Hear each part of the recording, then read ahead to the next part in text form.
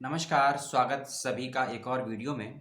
कल आपने देखा था एक वीडियो मेरे चैनल पर महात्मा गांधी सेंट्रल यूनिवर्सिटी मोतीहारी बिहार का, उसी यूनिवर्सिटी के एडमिशन के संबंध में पार्ट 2 लेकर आया हूं आपके लिए, जिसमें आपको बताऊंगा कि एमए और पीएचडी के किस सब्जेक्ट में आई हैं, कितनी-कितनी सीटें और किस कैटेगरी में आई हैं, कितनी-कितनी सीटें और क्या एक्स्ट्रा बेनिफिट होने वाला है एनसीसी, एनएसएस, ईसीए बच्चों को। और यदि आप स्टेट या नेशनल या इंटरनेशनल इस तरह का कोई गेम खेले हैं तो उन सर्टिफिकेट का क्या बेनिफिट होगा आपको पीएचडी में और पीजी में, उसकी बात करेंगे। रजिस्ट्रेशन फीस की बात करेंगे और डेट्स तो आपको मालूम चली गई हैं और किस सब्जेक्ट के में आए हैं एप्लीकेशन फॉर्म, वो आपको कल की वीडियो में मैंने बता दिया था 2 अगस्त को जो आपने देखा।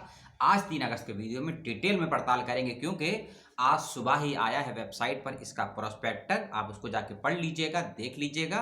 वेबसाइट का लिंक और प्रोस्पेक्टर का लिंक दोनों ही डिस्क्रिप्शन बॉक्स में दे दिए गए हैं वीडियो को। आप चाहें तो वीडियो को स्किप करके डायरेक्ट प्रोस्पेक्टर पढ़ सकते हैं, और अगर प्रोस्पेक्टर को नहीं पढ़ना चाहते हैं तो 10 मिनट के वीडियो को देख लीजिएगा और अपने सवालों को भेज दीजिएगा, ठीक है।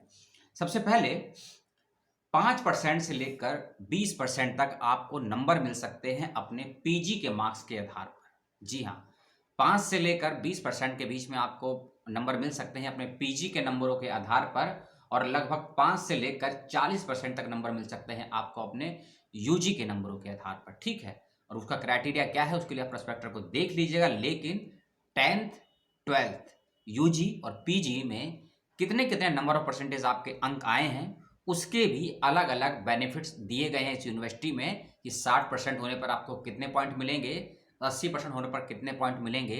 यही क्राइटेरिया यूजी के लिए भी है, पीजी के लिए भी है। तो ये सबसे ज़्यादा अच्छी चीज़ इस यूनिवर्सिटी की है, इस बात का ध्यान रखिएगा, ठीक है।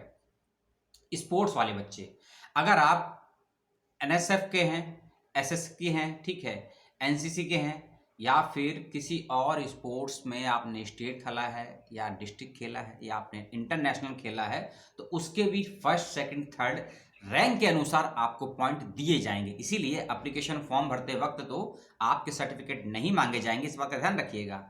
लेकिन जब आपको काउंसलिंग के लिए, काउंसलिंग या इंटरव्यू के लिए या आपके वाइवा के लिए बुलाया जाएगा, तब अपने सभी ओरिजिनल डॉक्यूमेंट और सभी ओरिजिनल सर्टिफिकेट जिसमें आपका स्कोर बेस्ट है, first position, second position, third position जो भी है, लेकिन जो सबसे बेटर रहेगा उसको लेकर जाइएगा। चाहे आप स्पोर्ट्स के रहे हों, चाहे डिबेटिंग के रहे हों, पोइट्री के रहे हों, राइटिंग के रहे हों, क्विज के रहे हों, स्पोर्ट्स में एथलेटिक्स, किसी भी एथलेटिक्स के रहे हों, जो भी सर्टिफिकेट आपके पास है जिस भी लेवल का है उसको लेकर जाइएगा, क्योंकि एक्स्ट्रा बेनिफिट इसका मिलेगा इस यूनिवर्सिटी में। आप चाहे किसी भी कोर्स में एडमिशन ले, चाहे पीजी में, चाहे यूजी में, चाहे पीएचडी में। एमफिल को बंद कर दिया गया है इस साल से इस यूनिवर्सिटी में न्यू एजुकेशन पॉलिसी के तहत, इस बात का ध्यान रखिएगा। और जो भी कैंडिडेट ऐसे हैं जो खासकर हॉस्टल फैसिलिटी के लिए अप्लाई करना चाहते हैं, तो अभी इस यूनिवर्सिटी में हॉस्टल की सुविधाएं नहीं है, केवल गर्ल्स के लिए है और वो भी लिमिटेड सीटों में है, ठीक। फेलोशिप, पीएचडी में यदि आपका सिलेक्शन होता है, यदि पीएचडी में आपका सिलेक्शन होता है इस यूनिवर्सिटी में और आप नेट या जेआरएफ क्वालिफाई नहीं है, तो घबराने की जरूरत नहीं है। यूनिवर्सिटी सभी सिलेक्टेड पीएचडी कैंडिडेट को फेलोशिप जो नॉन नेट होती है उसको देती है और 5 सालों तक देगी, इस बात का ध्यान रखिएगा। और यदि आप जेआरएफ हैं, आरजेएनएफ हैं, एमएनएफ हैं या कोई भी और स्कॉलरशिप प्राप्त करते हैं तो उसकी भी सुविधाएं आपको यहाँ मिलेंगी 100% पीएचडी कैंडिडेट को, इस बात का विशेष रूप से ध्यान रखिएगा, ठीक है। जैसे कि मैंने बताया, एनसीसी, एनएसएस के भी चाहे एबीसी, तो एनसीसी के 3 लेवल होते हैं, एबीसी आप सभी जानते हैं। और किसी भी स्पोर्ट्स कंपटीशन में आपकी जो भी पोजीशन रही हो, फर्स्ट रही हो, सेकंड रही हो, थर्ड रही हो, उसके अनुसार एक्स्ट्रा बेनिफिट मिलेगा। अब बात करते हैं सीट्स की। कोर्स का नाम बताऊंगा, सीट का नाम बताऊंगा, कंफ्यूज मत होइएगा, ठीक है। कोर्स का नाम बताऊंगा, सीट का नाम बताऊंगा और एलिजिबिलिटी क्राइटेरिया प्रोस्पेक्टर से आप देख लीजिएगा। सबको पढ़ के बताऊंगा तो बहुत ज़्यादा दिक्कतें हो जाएंगी, लंबा वीडियो हो जाएगा, लेकिन कुछ कुछ बातें आपको बताता रहूंगा। बीकॉम 33 सीटें हैं, एमकॉम में 33 सीटें हैं। बीकॉम 33, एमकॉम 33 में, ठीक है। उसके अलावा पीएचडी करना चाहते हैं कॉमर्स से तो उसमें 7 सीटें हैं, 7 सीटें हैं पीएचडी कॉमर्स में। एमबीए बिजनेस एडमिनिस्ट्रेशन में आपकी 50 सीटें हैं। मैनेजमेंट स्टडीज में पीएचडी करना चाहते हैं तो इसमें 8 सीटें हैं, ठीक। B Tech in computer science and engineering में 33 सीटें हैं। M Tech in computer science and engineering में 33 सीटें हैं। पीएचडी इन कंप्यूटर साइंस में 7 सीटें हैं। पीएचडी इन कंप्यूटर साइंस में 7 सीटें हैं। बिलीप यानी कि bachelor of library information science में 33 सीटें हैं। Master in library and information science में भी 33 सीटें हैं। PhD in library information science में 4 सीटें हैं। बीए करना चाहते हैं जर्नलिज्म एंड मास कम्युनिकेशन से 33, एमए में भी 33 और पीएचडी में 6 सीटें हैं मास कम्युनिकेशन में, यदि आप पीएचडी करना चाहते हैं तो। एमए इन एजुकेशन 33 और पीएचडी इन एजुकेशन में 7 सीटें हैं 7। उसके अलावा एमए इन इंग्लिश में 33 और पीएचडी इन इंग्लिश में 7 सीटें हैं 7। एमए हिंदी में 33 और पीएचडी हिंदी में 3 सीट है। एमए संस्कृत में 33 और पीएचडी संस्कृत में 8 सीटें हैं। एमएससी बायोटेक्नोलॉजी में 33 और पीएचडी इन बायोटेक्नोलॉजी में 5 सीटें हैं। एमएससी इन बॉटनी में 33 सीटें हैं, बॉटनी से पीएचडी करते हैं तो उसमें 7 सीटें हैं। जेड से होता है जोलॉजी, जोलॉजी एमएससी में है 33 सीटें और पीएचडी में है 7 यानी कि 7। केमिस्ट्री, एमएससी केमिस्ट्री में 33 और पीएचडी इन केमिस्ट्री में 5 सीटें हैं। एमए इन मैथमेटिक्स में 33 सीटें हैं और एमएससी इन मैथमेटिक्स में भी 33 सीटें, क्योंकि एक एमएससी वाला मैथमेटिक्स है और एक एमए वाला मैथमेटिक्स है, दोनों अलग अलग सब्जेक्ट हैं और अलग अलग सीटें हैं 33। पीएचडी इन मैथमेटिक्स यदि करना चाहते हैं मैथमेटिक्स से पीएचडी तो 5 सीटें हैं। एमएससी इन फिजिक्स में 33 और फिजिक्स इन पीएचडी में 6। इकोनॉमिक्स, एमए इन इकोनॉमिक्स 33 यानी कि एमए के लगभग 95% कोर्सेज में 33 सीटें हैं, इस बात का ध्यान रखिएगा। पीएचडी इन इकोनॉमिक्स में 5 सीटें हैं। Gandhian studies, Gandhian peace studies MA में 33 और पीएचडी में 5 सीट है। इसके अलावा political science MA 33, public administration से एमए में 33, political science in PhD 5, social work in MA 33, social work in PhD 5, sociology in MA 33 और सोशलॉजी इन पीएचडी 5 सीटें।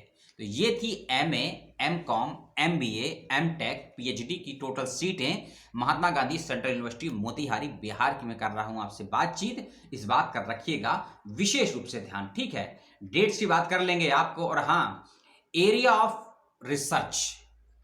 ऑफ रिसर्च को जरूर देख लीजिएगा शिक्षकों का, कि जो शिक्षक इस यूनिवर्सिटी में पढ़ा रहे हैं उन सभी शिक्षकों का नाम दिया हुआ है, उनका स्पेशलाइजेशन दिया हुआ है। तो आपको इससे ये लाभ हो जाएगा कि आप जिस विभाग में अप्लाई करने वाले हैं या करने वाली हैं, और हाँ, महिला हॉकी टीम को बहुत बहुत शुभकामनाएं दीजिएगा आप भी, और पुरुष हॉकी टीम को भी बहुत बहुत शुभकामनाएं दीजिएगा ओलंपिक की कामयाबी के लिए, ठीक है। हम आते हैं विषय पर कि शिक्षकों का जो भी इसमें पढ़ाते हैं या पढ़ाती हैं उनका एरिया ऑफ स्पेशलाइजेशन क्या है वो क्लियर कट मेंशन किया हुआ। तो जब अपना आप रिसर्च प्रपोजल बनाएंगे, रिसर्च के लिए टॉपिक सजेस्ट करेंगे प्रपोजल के लिए, तो आपको ये अंदाजा हो जाएगा कि जो टीचर हैं वो किस किस क्षेत्र के विशेषज्ञ हैं। तो आपको हेल्प मिलेगी अपने टॉपिक को डिजाइन करने में, टॉपिक को फ्रेम करने में, इस बात का रखिएगा विशेष रूप से ध्यान।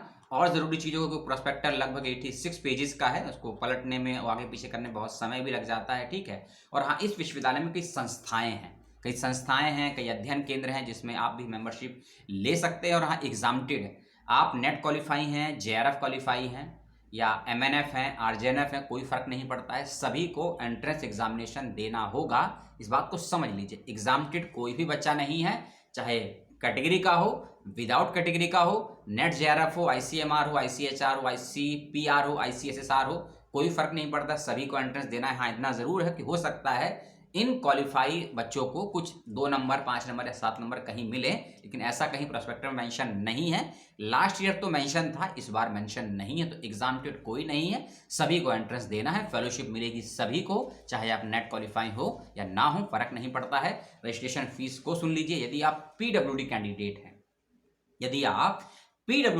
हैं, तो आपको किसी प्रकार की रजिस्ट्रेशन फीस नहीं देनी है। और यदि आप इंडिया से बाहर के छात्र छात्राएं हैं और अप्लाई करना चाहते हैं, बेशक आप एनआरआई